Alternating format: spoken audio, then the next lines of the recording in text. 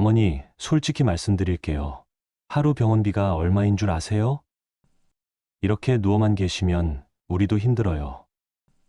큰아들 도윤은 잠시 말을 멈췄다가 더 충격적인 말을 이어갔어요. 빨리 편히 돌아가시는 게 서로에게 좋지 않을까요? 그 순간 연자의 눈가에서 뜨거운 눈물이 흘러내렸습니다. 평생을 키운 아들이 엄마에게 죽으라고 말하다니요. 뇌출혈로 쓰러져서 의식은 없었지만 들을 수 있다는 의사의 말은 사실이었죠. 그녀는 모든 걸 듣고 있었어요. 그리고 이 배신은 시작에 불과했습니다. 깨어난 후에 벌어질 일들은 상상조차 못할 반전이었으니까요. 시작하기 전에 좋아요와 구독 한 번씩 부탁드릴게요. 이제 이야기를 처음부터 들어보시죠. 그날 아침도 평범했습니다. 박연자는 언제나처럼 마당에서 고추를 말리고 있었어요. 72년을 살아오며 단 하루도 놓친 적 없는 일상이었죠. 시골 땅 부자라고 불리지만 여전히 손수 농사일을 마다하지 않았어요. 남편이 세상을 떠난 지 벌써 10년이 흘렸습니다. 그가 남긴 논밭과 더불어 평생 모은 돈으로 차근차근 사모은 땅들이 세월과 함께 가치가 치솟았어요. 이제는 100억대 자산가가 되었지만 그녀의 마음은 여전히 검소한 농부였습니다. 읍내 상가 건물 두 채에서 나오는 임대료만으로도 충분히 편하게 살 수 있었어요. 하지만 연자는 매일 새벽 5시에 일어나 밭일을 하고 직접 농산물을 키우는 걸 멈추지 않았습니다. 그게 자신다운 삶이라고 믿었거든요. 그런데 갑자기 세상이 빙글빙글 돌기 시작했어요. 손에 들고 있던 채가 떨어지고 붉은 고추들이 바닥에 흩어졌습니다. 연자는 그 순간 자신의 몸이 쓰러지는 걸 느꼈어요. 마지막으로 본 건 파란 하늘과 흰 구름이었습니다. 이웃집 아주머니가 비명을 지르며 달려왔어요. 연자는 의식을 잃은 채 마당 한 구석에 쓰러져 있었습니다. 곧바로 119에 신고가 들어갔고 구급차가 시끄러운 사이렌을 울리며 시골 마을로 들어왔어요. 응급실은 온통 하얀색이었어요. 의식을 잃은 연자 곁에서 세 자녀가 눈물을 흘리고 있었습니다. 첫째 아들 최도윤이 가장 먼저 도착했어요. 회사를 급히 빠져나와 달려온 얼굴에는 걱정과 당황이 가득했습니다. 둘째 딸 최수진은 학교 수업을 중단하고 왔어요. 교단에서 아이들을 가르치던 중 급한 연락을 받았거든요. 막내 최민호도 서울에서 고속버스를 타고 내려왔습니다. 3시간 동안 가슴을 졸이며 달려온 길이었어요. 담당 의사가 심각한 표정으로 가족들 앞에 섰습니다. 중년의 의사는 오랜 경험으로 다져진 침착함을 유지하며 말했어요. 뇌졸중으로 쓰러지셨습니다. 상당히 심각한 상태예요. 지금은 의식이 없지만 한 가지 꼭 말씀드리고 싶은 게 있습니다. 의사는 잠시 말을 멈췄다가 이어갔어요. 의식이 희미해도 청각은 비교적 잘 남아있는 경우가 많습니다. 가족분 목소리가 도움이 되니 가까이서 천천히 말씀해 주세요. 큰 아들 도윤은 어머니 손을 꼭 잡았어요. 차가워진 손이 평소보다 훨씬 작게 느껴졌습니다. 눈물이 볼을 타고 흘러내렸어요. 어머니, 빨리 일어나세요. 저희가 얼마나 걱정하는지 아시죠? 둘째 딸 수진도 코끝이 빨갛게 달아올랐어요. 엄마, 우리 아직 할 이야기가 많이 남았어요. 꼭 일어나셔야 해요. 막내 민호는 말없이 어머니 이마를 쓰다듬었습니다. 따뜻한 손길이 연자의 차가운 이마에 닿았어요. 연자는 아무것도 볼 수 없었지만 자녀들의 목소리가 또렷하게 들렸습니다. 마음속으로 대답하고 싶었지만 몸이 말을 듣지 않았어요. 밤이 깊어갔습니다. 중환자실에는 기계들의 규칙적인 소리만 들렸어요. 연자는 어둠 속에서 자녀들의 목소리를 들으며 간절히 기도했습니다. 다시 일어나서 이들과 함께 시간을 보내고 싶다고요. 처음 한 달 동안 도윤은 매일 병원에 왔어요. 회사 일도 뒤로 하고 어머니 곁을 지켰습니다. 평소 사업 때문에 바빠서 자주 찾아뵙지 못했던 것에 대한 죄송함이 컸거든요. 어머니, 오늘은 날씨가 참 좋네요. 도윤은 어머니 손을 잡고 이런저런 이야기를 들려줬습니다. 동네 소식도 전하고 어릴 적 추억도 꺼내놨어요.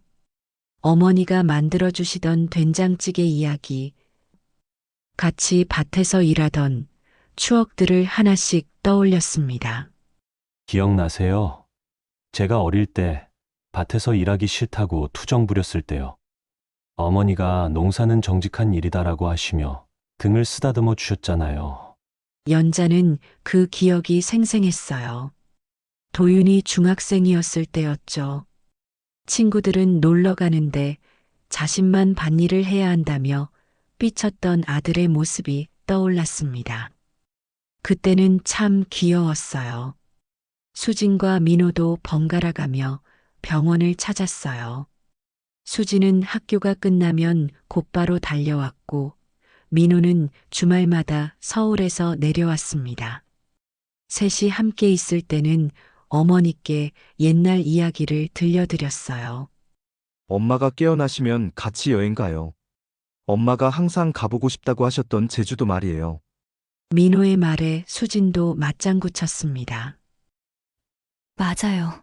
그리고 엄마 생신 때 가족 사진도 다시 찍고요. 도윤은 그런 모습을 보며 마음이 편해졌어요. 형제자매가 화목한 모습이 어머니께도 좋은 자극이 될 거라고 생각했거든요. 의사도 가족의 목소리가 환자에게 큰 힘이 된다고 했으니까요. 그래도 우리 오빠가 효자구나. 수진이 도윤을 보며 말했어요. 평소 사업 때문에 바쁘다는 핑계로 부모님께 자주 안부를 드리지 못했던 도윤이 이렇게 극진히 모시는 모습이 기특했습니다. 어머니 때문이라면 뭐든 할 수 있어. 도윤의 대답은 진심처럼 들렸어요. 실제로 그때만큼은 정말 그런 마음이었을 거예요. 어머니가 쓰러지신 충격이 너무 컸거든요. 어느 날 저녁 도윤은 어머니께 자신의 근황을 털어놨어요. 어머니, 제가 사업이 좀 어려워졌어요. 하지만 걱정하지 마세요. 꼭 다시 일으켜 세울게요. 어머니가 자랑스러워하실 아들이 되겠습니다. 연자는 그 말을 들으며 마음이 무거워졌어요. 도윤이 젊은 시절부터 사업한다고 부모 돈을 여러 번 썼거든요. 그때마다 이번이 마지막이라고 했는데 또다시 같은 상황이 반복되고 있었습니다. 하지만 지금은 아무 말도 할 수 없었어요. 도윤의 목소리에서 절박함이 느껴졌지만 연자는 그저 들을 수밖에 없었습니다. 간호사가 들어와 링거를 확인하고 나갔어요. 어머니, 꼭 일어나세요. 제가 성공한 모습 보여드릴게요. 그 말에는 진심이 담겨 있었어요. 적어도 그 순간만큼은 도윤도 효자가 되고 싶었던 것 같았습니다. 하지만 시간이 흐를수록 그 마음에 변화가 생기기 시작했어요. 병원비가 하루에 수십만 원씩 나갔습니다. 중환자실 입원료에 각종 검사비까지 더하면 한 달에 1,000만 원이 넘었어요. 도윤은 점점 부담을 느끼기 시작했습니다. 3개월이 지나자 도윤의 태도가 서서히 변하기 시작했어요. 매일 찾아오던 발걸음이 이틀에 한 번, 그 다음엔 사흘에 한 번으로 줄어들었습니다. 올 때마다 표정도 예전 같지 않았어요. 아무리 말해도 반응이 없잖아. 도윤이 수진에게 말했습니다. 어머니가 들을 수 있다는 의사의 말을 점점 의심하기 시작한 거예요. 의사가 듣는다고 했지만 이게 정말 가능한 일이야? 벌써 몇 달째인데 눈 한 번 깜빡이지 않잖아. 수진은 오빠의 말이 섭섭했어요. 어머니가 들을 수 있다면 얼마나 상처받으실까요? 오빠, 그래도 엄마가 들을 수도 있는데 그런 말씀을 하시면 안 되죠? 수진아, 현실을 봐야지. 의사들도 회복 가능성에 대해서는 확답을 못하고 있어. 도윤의 목소리에는 짜증이 섞여 있었어요. 사업이 계속 어려워지고 있는 상황에서 병원비 부담까지 더해지니 스트레스가 심했거든요. 연자는 그 대화를 모두 듣고 있었습니다. 첫째 아들의 변해가는 마음이 손에 잡힐 듯 느껴졌어요. 처음에는 진심으로 걱정해주던 도윤이 점점 부담스러워하고 있다는 걸 알 수 있었습니다.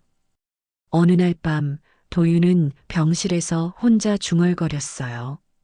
언제까지 이렇게 누워 계실 건가? 깨어날 기미도 안 보이는데. 그 말을 들은 연자의 가슴이 먹먹해졌습니다. 자신을 키워준 어머니를 향한 아들의 마음이 이렇게 변할 수 있다니요. 눈물이 날 것 같았지만 흘릴 수도 없었어요. 민호는 여전히 주말마다 내려왔어요. 서울에서 3시간씩 걸려서 오는 길이 힘들었지만 한 번도 빠뜨리지 않았습니다. 어머니, 회사에서 승진 소식이 있어요. 어머니가 깨어나시면 같이 축하하고 싶어요. 민호의 목소리는 여전히 따뜻했어요. 연자는 막내 아들의 변함없는 마음에 위로를 받았습니다. 수진도 마찬가지였어요. 학교 일이 바빠도 거의 매일 병원에 들렀습니다. 엄마, 오늘 학교에서 아이들이 엄마 안부를 물어봤어요. 모두들 빨리 좋아지시길 기도한다고 하더라고요. 하지만 도윤의 방문은 점점 뜸해졌어요. 일주일에 한두 번 정도만 얼굴을 비쳤습니다. 올 때마다 서둘러서 왔다가 금방 나가곤 했어요. 회사 일이 너무 바빠서요. 어머니께서 이해해 주실 거예요. 도윤은 그렇게 변명했지만 실제로는 어머니를 보는 게 점점 부담스러워지고 있었어요. 회복될 기미가 보이지 않는 상황이 답답했거든요. 어느 날 도윤은 수진과 민호에게 조심스럽게 말을 꺼냈어요. 우리 어머니 상태에 대해서 의사와 상담을 해봐야 할 것 같아. 이대로 계속 갈 수는 없잖아. 무슨 말씀이세요? 수진이 놀라며 물었어요. 현실적으로 생각해봐. 병원비도 만만치 않고 회복 가능성도 희박하다고 하잖아. 민호가 화를 내며 말했습니다. 형, 그게 무슨 말이에요? 아직 포기할 때가 아니잖아요. 포기가 아니라 현실을 보자는 거야. 의사도 장기간 의식불명 상태에 대한 우려를 표했어. 도윤의 말에는 어머니에 대한 사랑보다는 계산이 앞서고 있었어요. 연자는 그런 아들의 마음 변화를 고스란히 느끼며 가슴 아파했습니다. 그날 밤은 유독 조용했어요. 간병인도 잠깐 자리를 비운 상황이었습니다. 병실에는 도윤과 의식불명인 연자만 남았어요. 복도에서 들리던 발소리도 점점 멀어졌습니다.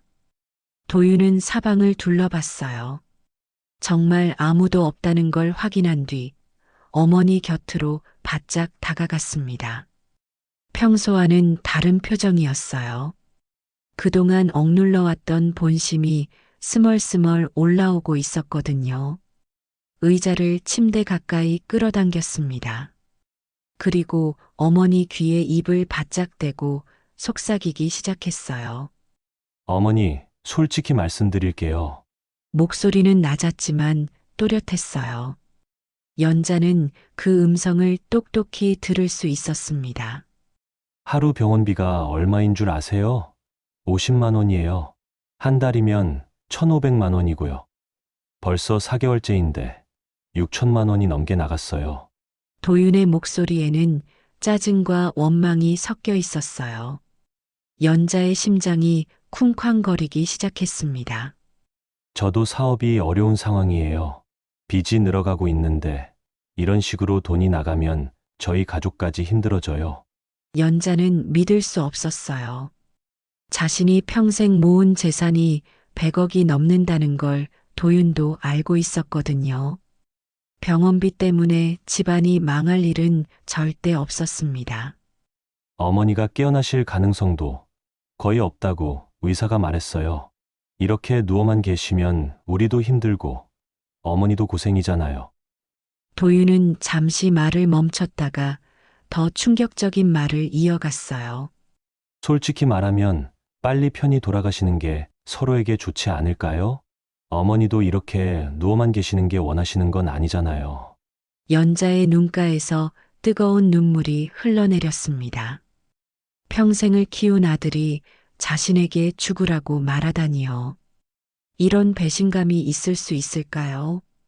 가슴이 미어지는 것 같았어요.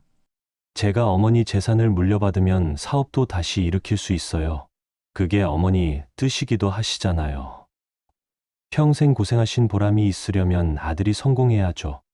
도윤은 자신의 욕심을 마치 어머니를 위한 일인 것처럼 포장하고 있었어요. 연자는 그런 아들의 모습에 더욱 절망했습니다. 수진이나 민호한테는 절대 말하지 마세요.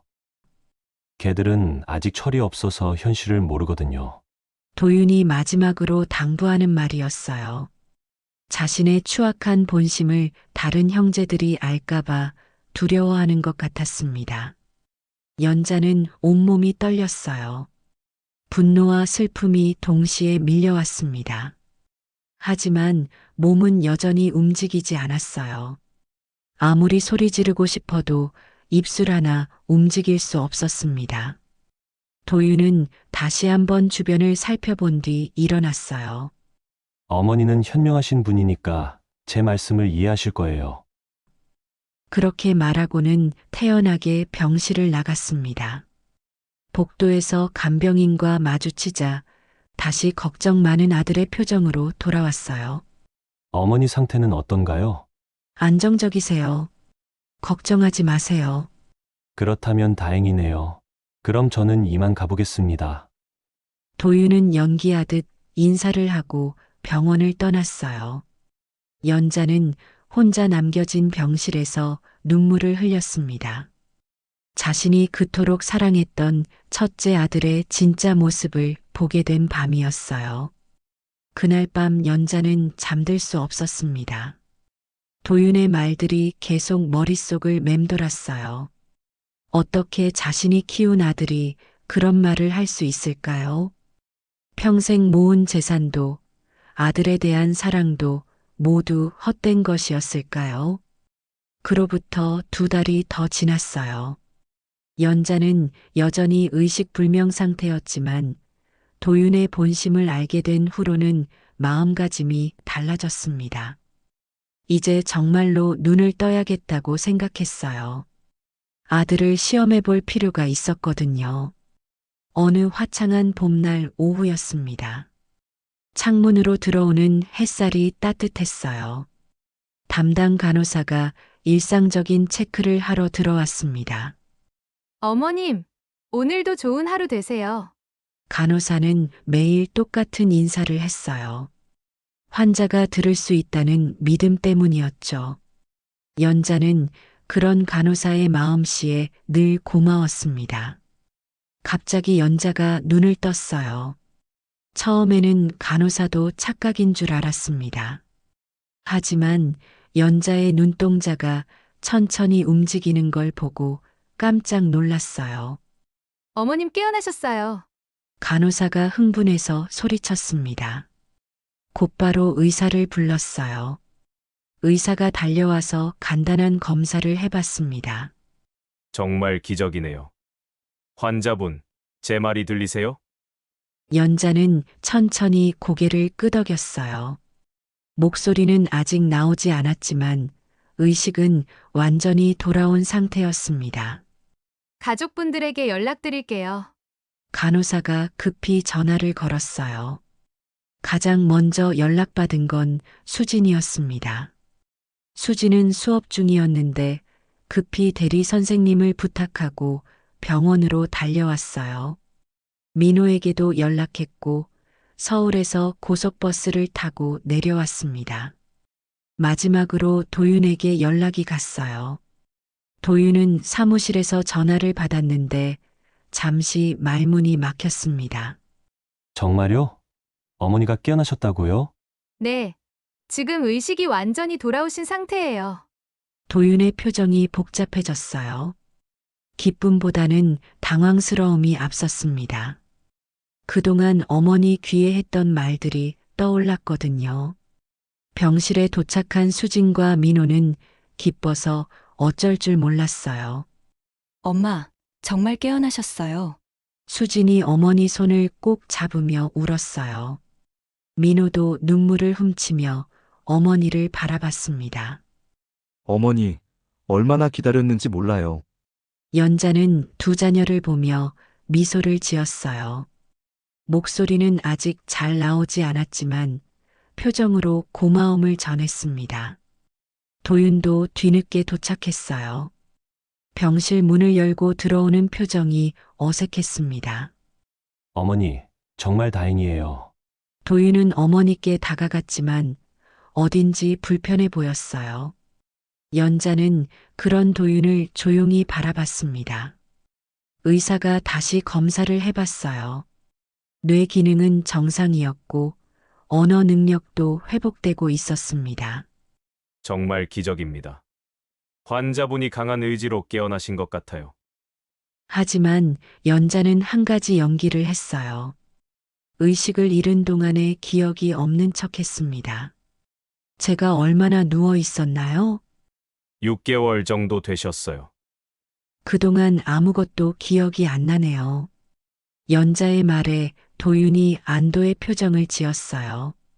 다행히 자신이 했던 말들을 기억하지 못하는 것 같았거든요. 어머니, 이제 괜찮아요. 빨리 회복하세요. 도윤은 그렇게 말했지만 마음 한구석으로는 복잡한 감정이 들었어요. 어머니가 깨어나신 건 기쁘지만 한편으로는 상속에 대한 기대가 물거품이 된 것 같았거든요. 연자는 아무것도 모르는 척하며 아들을 바라봤습니다. 이제 진짜 시험이 시작될 거예요. 도윤의 진짜 모습을 확인할 시간이었습니다. 회복이 놀라울 정도로 빨랐습니다. 한 달 만에 연자는 퇴원할 수 있었어요. 집으로 돌아온 첫날, 연자는 마당을 천천히 둘러봤습니다. 6개월 전에 쓰러졌던 그 자리에는 코스모스가 예쁘게 피어 있었어요. 역시 집이 최고네. 연자의 목소리에는 감회가 깊었습니다. 수진과 민호는 어머니가 무리하지 않도록 세심하게 챙겼어요.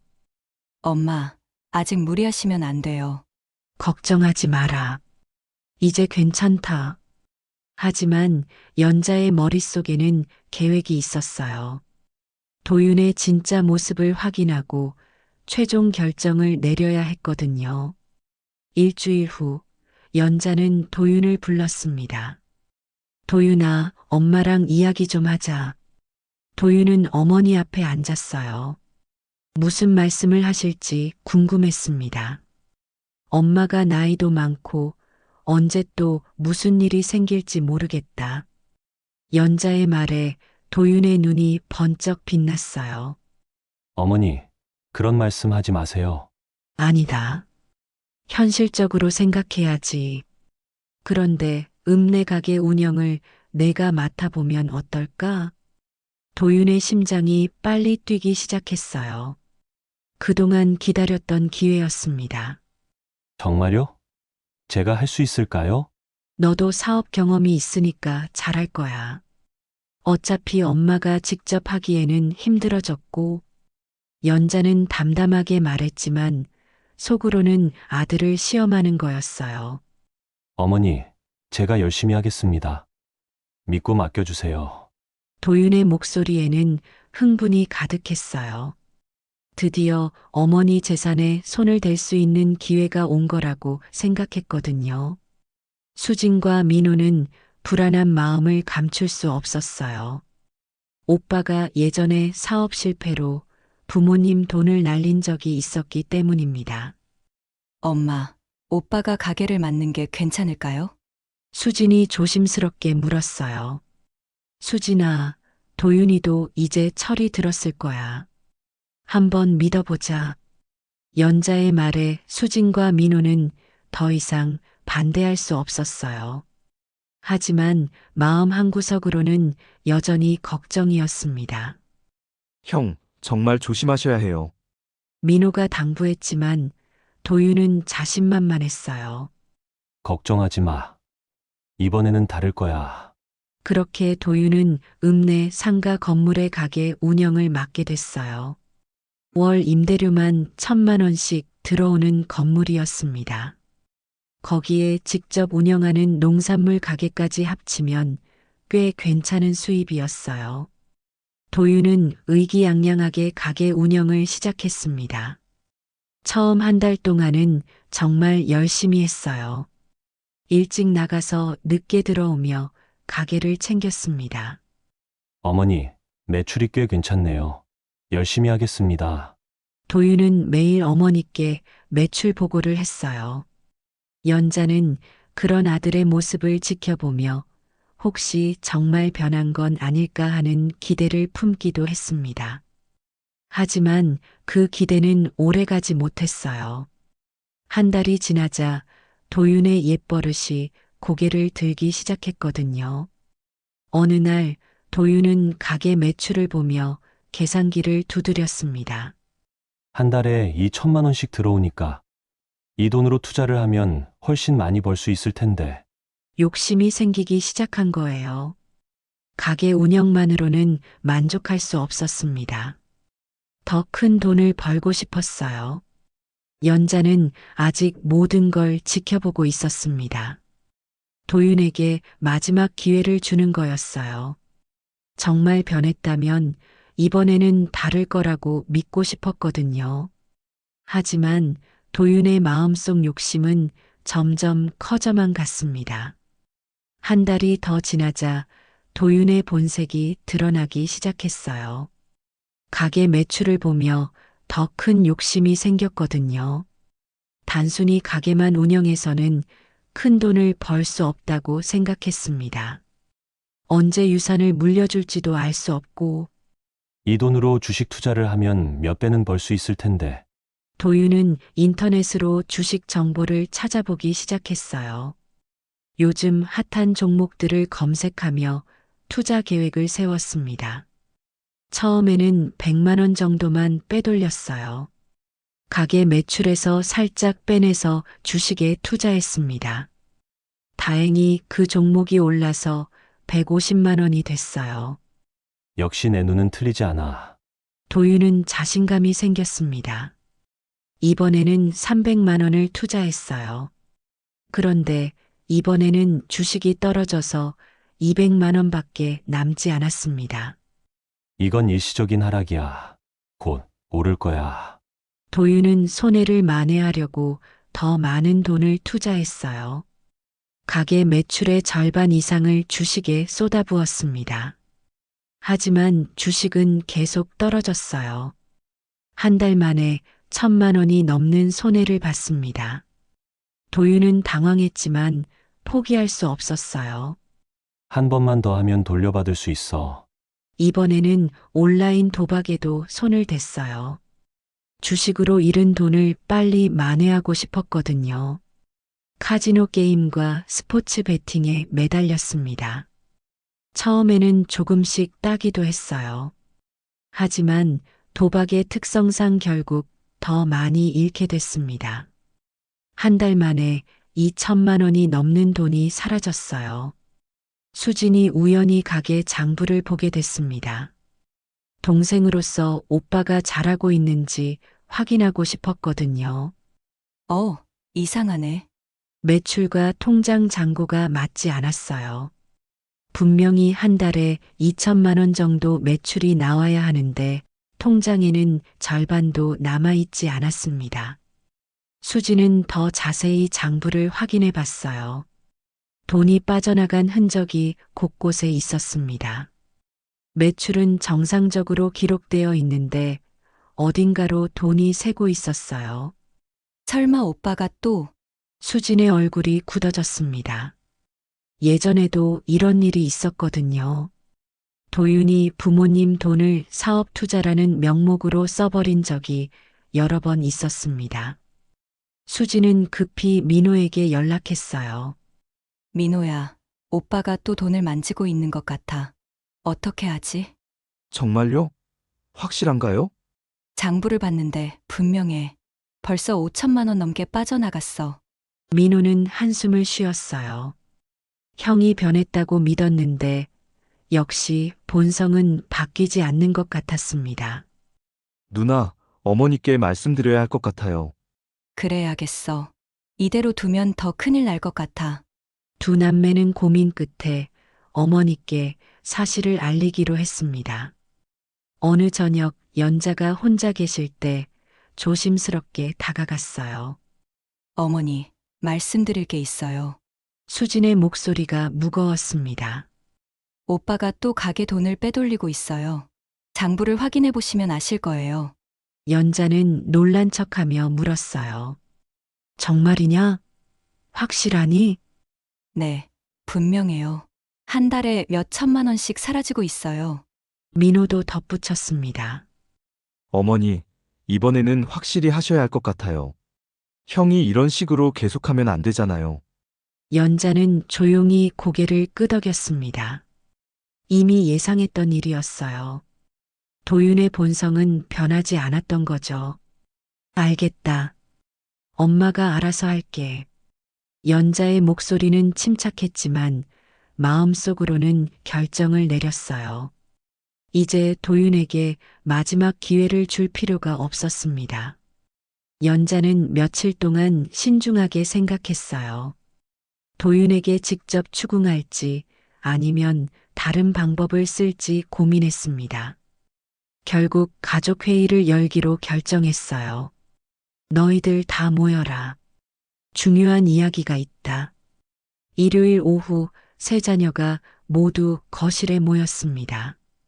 도윤은 무슨 일인지 몰라 어리둥절했어요.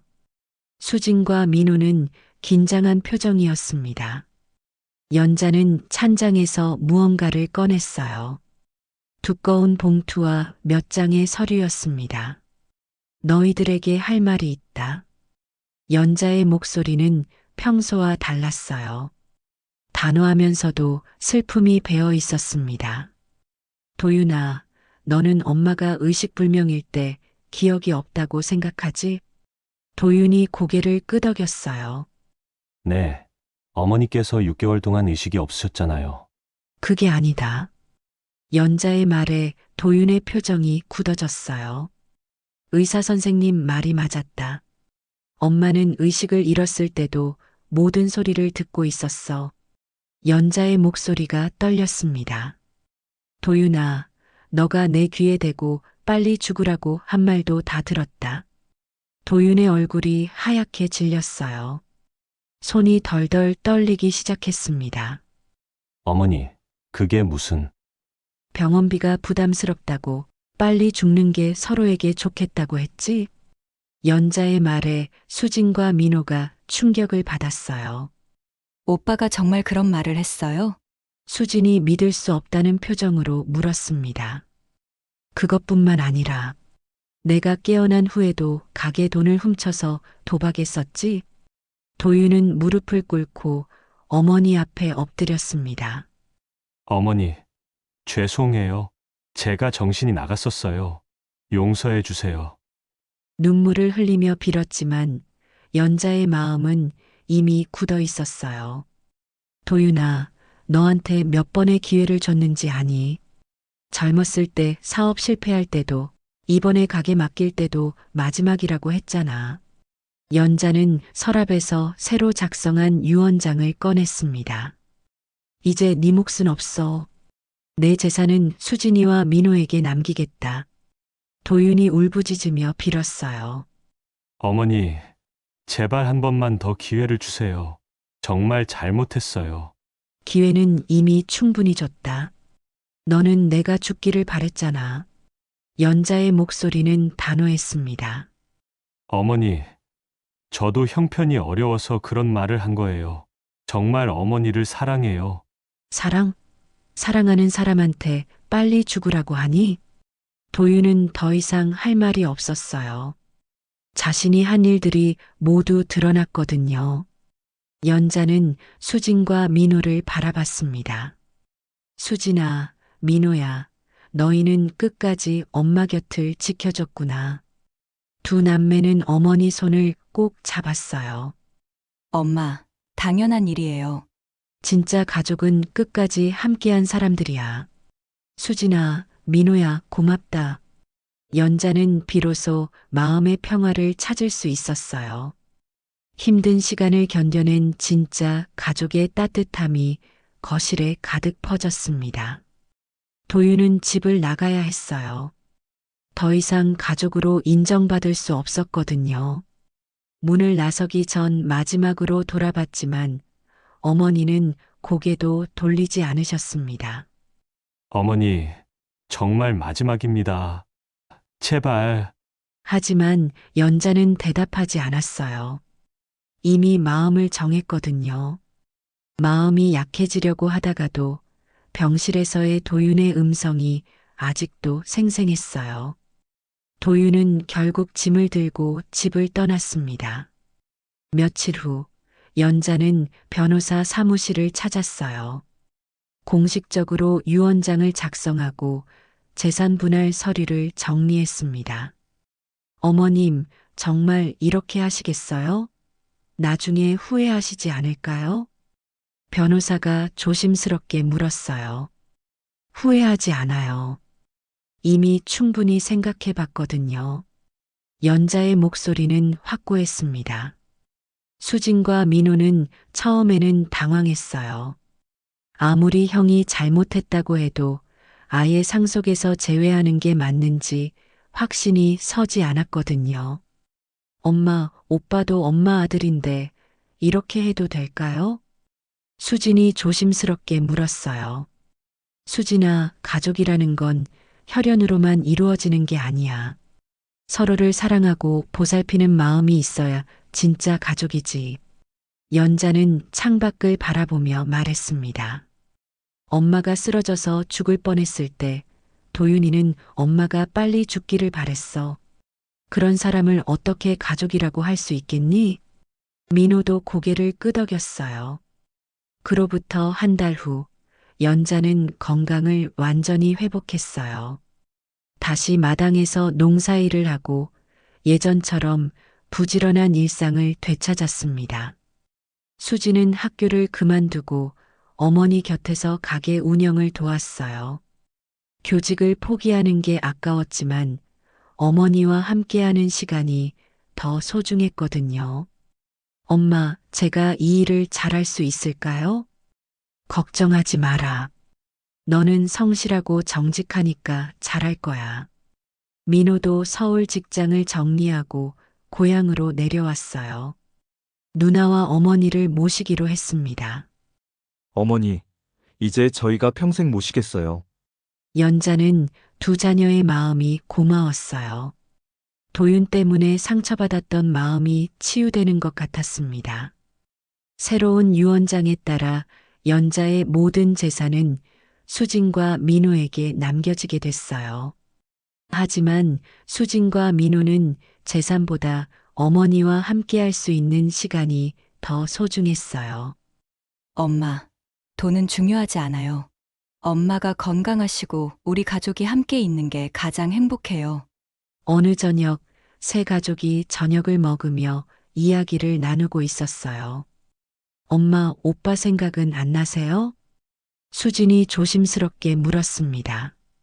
가끔 생각나지. 하지만 후회하지는 않아. 도윤이는 스스로 선택한 길이야. 연자는 창밖을 바라보며 말했어요. 사람은 변할 수 있다고 믿었는데 어떤 사람은 정말 변하지 않는구나.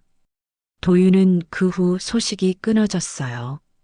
가끔 동네 사람들을 통해 소식이 들려왔지만 여전히 어려운 생활을 하고 있다고 했습니다. 6개월 후 연자는 새로운 마음으로 살아가고 있었어요. 수진과 민호 덕분에 외롭지도 않았고 건강도 완전히 회복됐습니다. 이제야 진짜 가족이 뭔지 알겠구나. 연자는 마당에서 꽃을 가꾸며 혼잣말했어요. 코스모스가 바람에 흔들리고 있었습니다. 수진과 민호는 어머니 곁에서 새로운 삶을 시작했어요. 진짜 가족의 의미를 깨달은 이들에게는 앞으로 행복한 날들만 기다리고 있을 것 같았습니다. 이제야 마음이 편하구나. 연자는 두 자녀의 손을 잡으며 미소 지었어요. 힘든 시간을 견뎌낸 진짜 가족의 따뜻함이 집 안가득 퍼졌습니다. 진짜 가족은 혈연으로만 만들어지는 것이 아닙니다. 끝까지 함께하며 서로를 진심으로 사랑하고 보살피는 마음, 그것이 바로 진정한 가족의 의미가 아닐까요? 여러분은 어떻게 생각하시나요? 댓글로 의견을 남겨주세요. 끝까지 시청해 주셔서 감사합니다. 좋아요와 구독 한 번씩 부탁드릴게요. 다음에도 더 좋은 이야기로 찾아뵙겠습니다. 언제나 건강하시고 행복한 나날 보내시길 바랍니다.